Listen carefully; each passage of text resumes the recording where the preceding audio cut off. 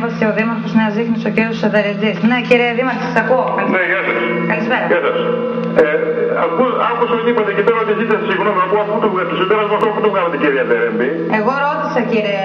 Όχι, το είπατε μόνοι σας, επειδή εμπλεκόσασταν και στην προηγούμενη υπόθεση εκεί πέρα στο δίκτυο, το συγγνώμη από πού βγαίνει δηλαδή.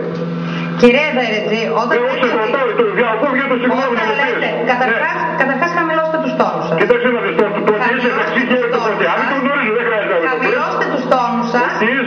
Ότι είσαι εκπρόσωπος τύπου του κ. Σουχοντιάδη, εγώ με το Κύριε Δερετζή, σας παρακαλώ πάρα πολύ. Σας παρακαλώ πάρα πολύ. Επιτέλους, πάτε στα δικαστήρια και λέτε πως σέβεστε και τιμάτε το πολιτικό άτομο του κ. Σουχοντιάδη. Αυτό τι σημαίνει, κύριε Δερετζή? Βγαίνετε να μου κάνετε εμένα επίθεση τώρα? Βγαίνετε εσείς να κάνετε επίθεση σε μένα? Τι λέτε τώρα? Τι λέτε τώρα? Να ανακαλέσετε αμέσως. Να ανακαλέσετε αμέσως. Εσείς θα έπρεπε να ντρέπεστε, όχι εγώ.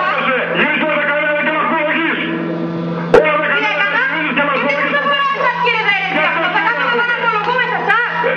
Θα κάθομαι εγώ να απολογούμε σε εσάς? Κοιτάξτε τις καταδικαστικές αποφάσεις που υπάρχουν σε βάρος σας. Και αφήστε με εμένα. Σας ευχαριστώ πολύ. Καλό βράδυ. Καλό βράδυ. Είναι η γνωστή τακτική του προσωπικού, δεν θα δεχτώ ξανά το συγκεκριμένο πολιτικό άντρα. Τελεία και παύλα. Αφού ηρεμήσουμε λοιπόν να